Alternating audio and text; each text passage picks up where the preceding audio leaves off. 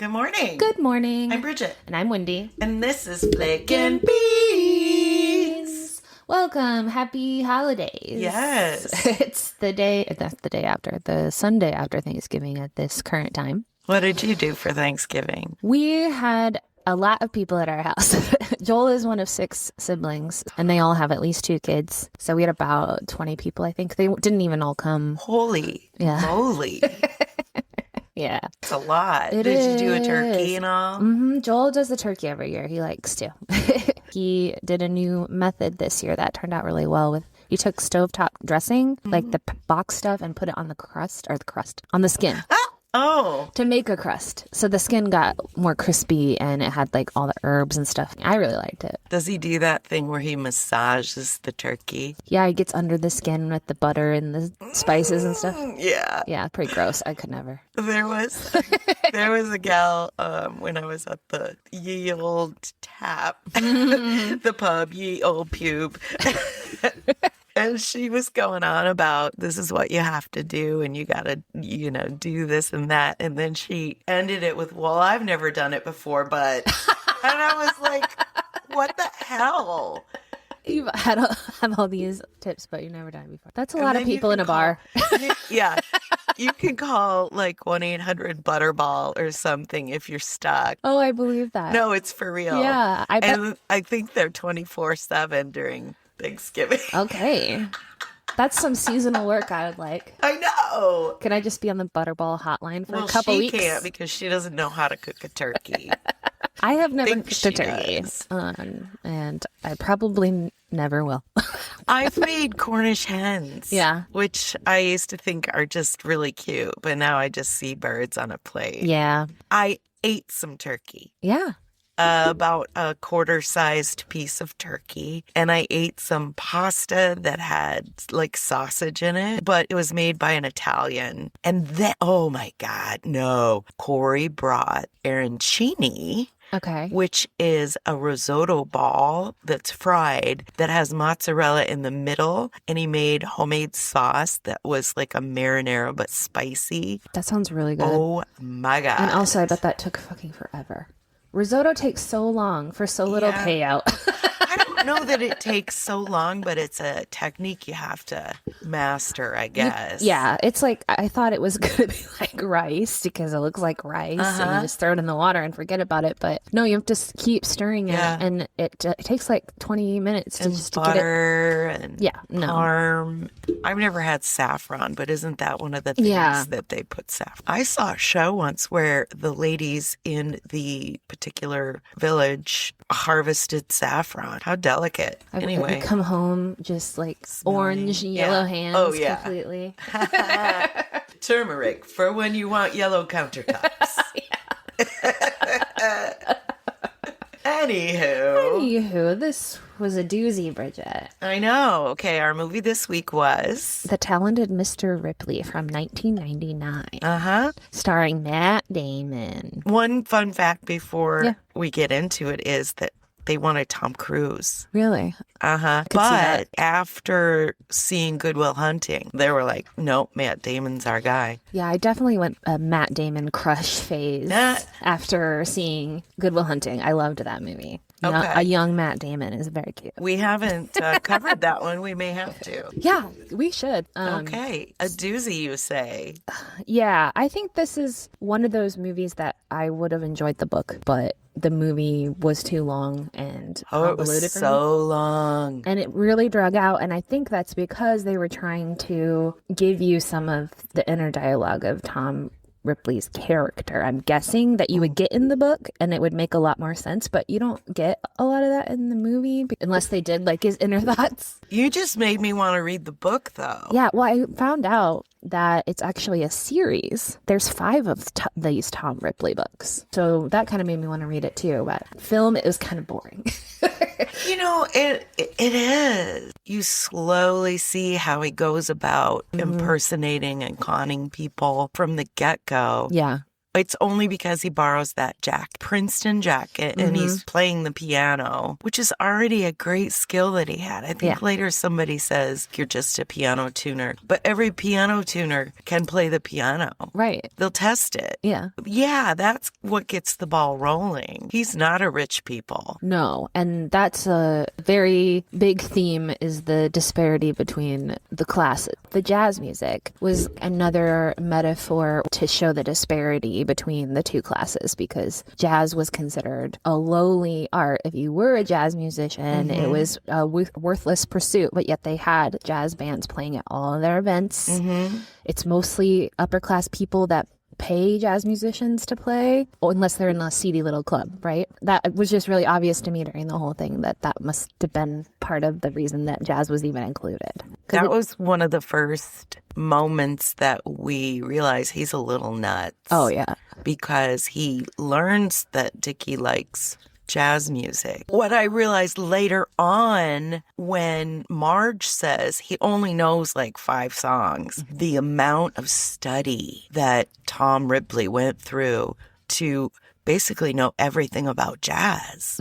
He would play a record and try to guess who it was and run back to the record player and be like, yeah, like cramming. And the plot of the story is the Princeton jacket leads him to say he's been to Princeton and knows this man's son, because he just wants to be one of them so badly. And this man says, will you go to Italy and bring him back? Yeah. Because he's being a douche. It's a wild thing to ask a stranger. It's weird. It's weird. Even if he did know your son, like, you don't know him. Why wouldn't you go get your own damn son? Oh, because they're fighting. He won't answer his calls and stuff, you know? Right. Okay, so for $1,000, which is a lot of money in 1999, I guess. 50. Yeah, right. Yeah, it was in the 50s. Cars were cool. Oh, this was set in the 50s? Uh-huh. Wow. That totally went over my head. Really? Those bathing suits, even? I just thought that was like an upper class thing. Ew.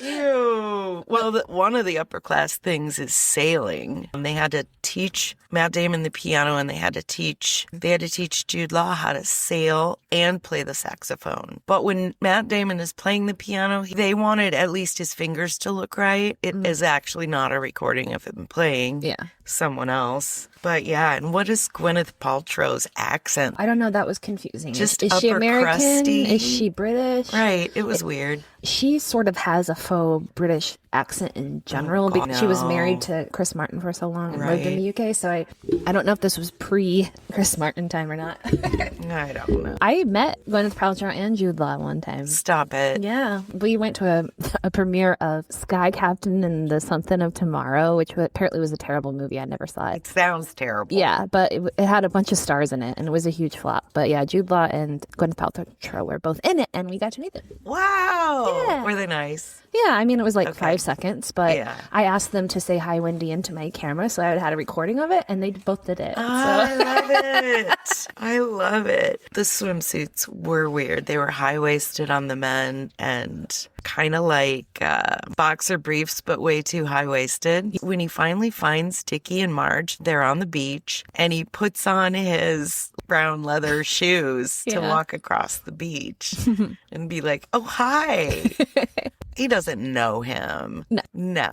So he's pretending. Well, I knew you, so you must have known me. I think you could get away with that for a while, because Princeton's pretty big. Right. And if you're rich, I guess everybody's like that at Princeton, though. Would Jude Law stand out there? I don't know. If you were popular, famous kid, like, a lot of people would know who you were, but maybe you wouldn't know them. Right. Or you might have just said hey or something in passing. Right. Or in the same class. Rich people, they have, social events are very, very important to them. So it probably meets people like left and right all the time. I think one of the ways that you expect this to go is that he's going to steal Marge. Yeah, that's how it seems like it's going to go. Surprise. Yeah. He just becomes more and more and more in love with Jude Law. One of the things is that bust that he buys and puts on the mantle and he kills the guy with Yeah. is Hadrian, which is a god who's gay lover was killed by another god out of jealousy or something like that. So that was significant. I read that in the books, the sexuality of Mr. Ripley is much more ambiguous, but they decided to make it more blatant and obvious in the movie because they felt like he needed more of a reason to want to take Jude's life, and then also to convince that other guy to fall in love with him, I think, or to have that other character so he could do the whole thing about locking things in a basement, because that guy thinks it's about being gay. Right. He doesn't think it's because he's a murderer. Right. But he's like, yeah, I take all my bad things from the past and I lock them down in the basement. And I just want to lock the basement and live down there with you. Or open it up to the right person. We all kind of have a little of that. Not as much as he does. No, I don't have any actual skeletons in my closet. No. Mine are still rotting corpses. No. Is this something he's done before? I'm going to say yes, especially if you say there are more books. Right. I mean, obsession tends to repeat itself. And he's very good at imitating people, so he's obviously practiced at that. That's how he gets Jude Law to trust him. Mimics his dad so well. Did you notice he really changes his face? Mm-hmm. Ah. Yeah, it was some very good acting by Matt Damon in this for sure. Whew, he's creepy. When they go on the boat ride. The little boat where it kills him? No. Or not that one. The boat ride with Philip Seymour Hoffman. Yeah. Who sees right through him from the beginning. Mm-hmm. I think everybody has a little twinge of there's something off about this guy. Oh, yeah, for sure. Dickie and Marge go to the bedroom and start having sex in full view of Tom Ripley. Philip Seymour Hoffman was steering the boat, and he's like, how's that peeping? Yeah. Thinking that he's looking at Marge. And that's just not how it is. We're thinking as viewers still that he's interested in Marge. Yeah. But also what Jude Law's character has. Yeah, exactly. He wants to be Jude Law is what you think, not have him. I think he does want to be Jude Law too. That's part of his attraction to him. He definitely has a sexual attraction, and he admits it fully later in the little boat. He thinks that Jude Law also has feelings for him. No, and Jude Law's like, you're fucking boring. I'm glad that you're not coming skiing with us because you can't ski, you loser. You can't sail either? Yeah, because that's rich people shit. You know how expensive it is to go skiing? Right. My God. Anyway, you bring it back to the small boat where there's that confrontation, and you can see it little by little how much he is irritating Dickie. He hits him with the oar. It's so terrible. The blood coming out. Right? That is so realistic, because if you've ever cut yourself or had a bad bust open like that, it doesn't bleed for a second. And there's that moment of, am I okay? You look at it and you're like, it's not bleeding. And then it just starts gushing out of the side of his face. Yes. That was really well done, I thought. Yeah. And also disturbing. and then they get into a scuffle, and then he just wails on him. Crime of passion. You don't hit someone that many times. Unless you care. Or cover them up. Okay, then that was weird. Before we get to the next part, I just want to say that telling someone you are boring is probably worst insult you could do. I would hit somebody with a oar if they told me that, but anyway. I think he was boring because he really wanted to keep ingratiating himself. Like, I don't want to be too much, or, well, he's imitating Dickie the whole time, so Dickie is boring. I've had this experience with people who are like new friends, and they start to copy everything that you do just because they want to connect with you or they like you. It's really annoying, and you don't want to be friends with them anymore when they start doing it. Oh, yeah. Or they get like a little too clingy, and that's kind of what's happening here. Yeah. Is he's like, you're boring because you're showing me myself, and it's exactly. dumb. Yeah. You stare into the abyss, and the abyss stares back at you. And then you get the ick. Oh. Anyway, so then it gets weird. Throwing him overboard, he sleeps next to him and spoons him. In a puddle of their blood. I mean, I don't know. I've never been next to someone I was in love with that died.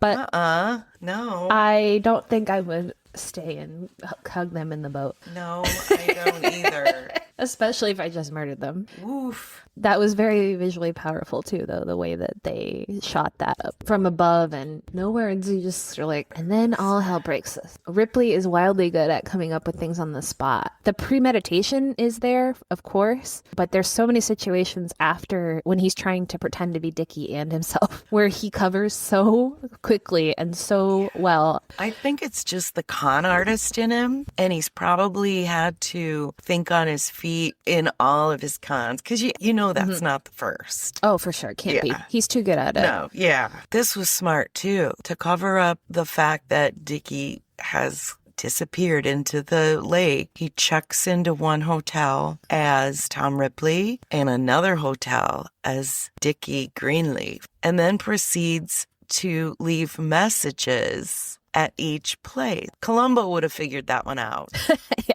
He really would have. Yeah, I thought that was brilliant as well. Again, like so many of these movies that we've watched, you probably couldn't get away with much of the stuff anymore because people can Google you. Totally. But, and you don't leave messages at a hotel for someone anymore. No, not anymore. No. But you could do it with the cell phone. There's a Netflix true crime documentary of this girl who is getting harassed on with text messages. Have you seen this? It ends up being her mom. Yes. Yeah. And her mom was using other people's phones to text her. And like that's the modern day version of it to cover your tracks. Crazy. Yeah. He has to tell Marge that he has to make up a lie. Oh, he went to Rome just suddenly without telling you and isn't hardly ever maybe coming back. She blames herself.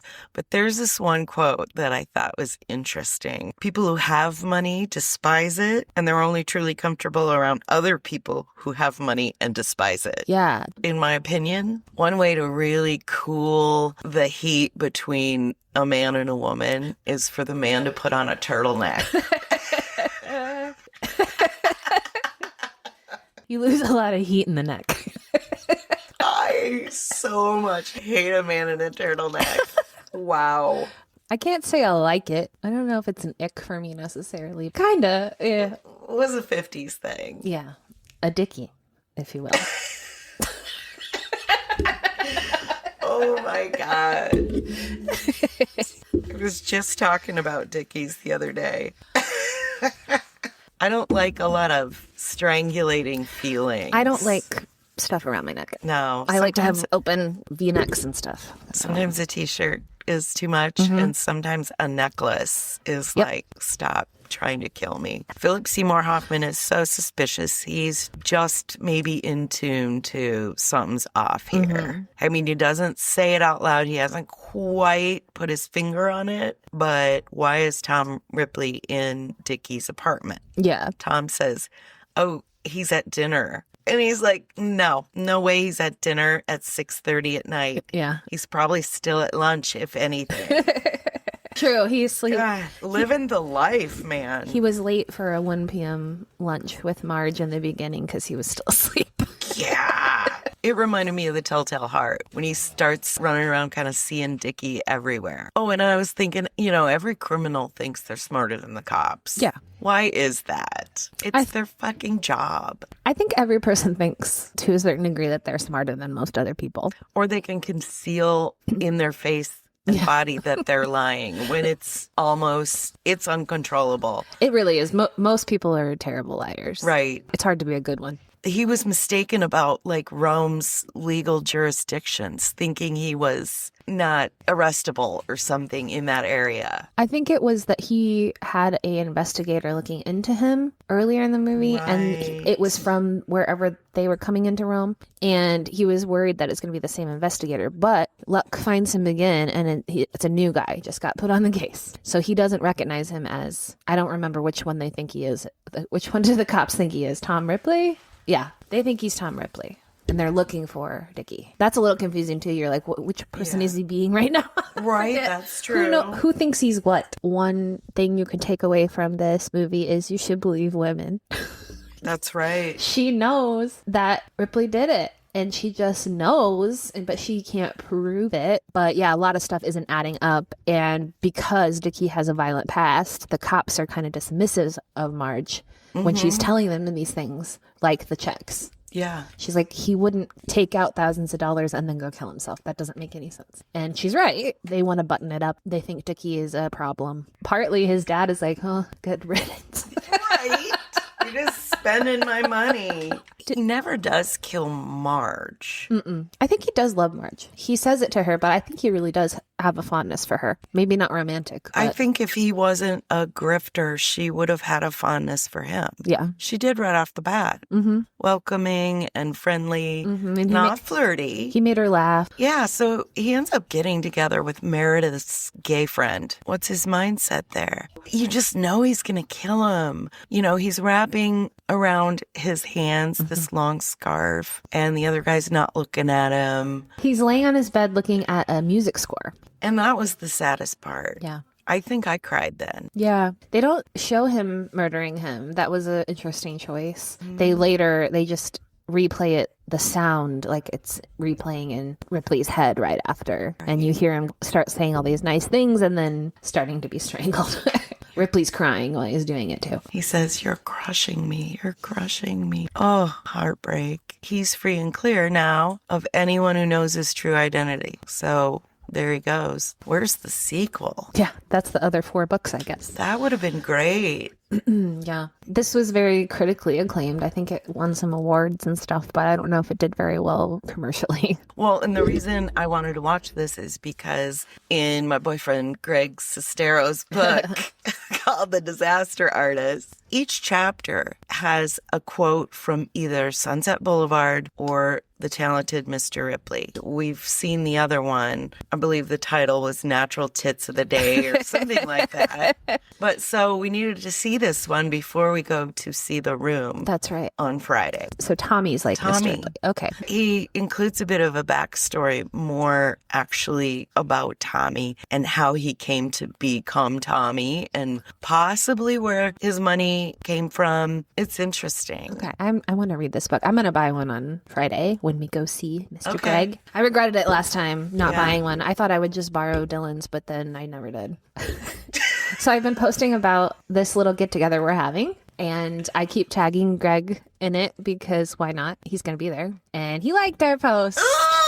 I tagged him in like 5 and he liked 1. So he's probably like, okay, I'm going to like one. Oh, Stop tagging nice. me. But no, I think he did after we went, when we posted, I think he like commented or. Well, he's got a very busy social media schedule to keep up. True. I have one other fun fact is that Matt Damon had a teeny tiny role in Deadpool. Oh, okay. As Redneck Goo. And I guess he had so much makeup effects on his face, you couldn't tell it was him. And Matt Damon's not mentioned in the credits, but he used the name Dickie Greenleaf. That's so good. That about wraps that up. That does. Did we do it? I think we did it. We Flick flicked some some beads. Okay, love you. Bye. Bye.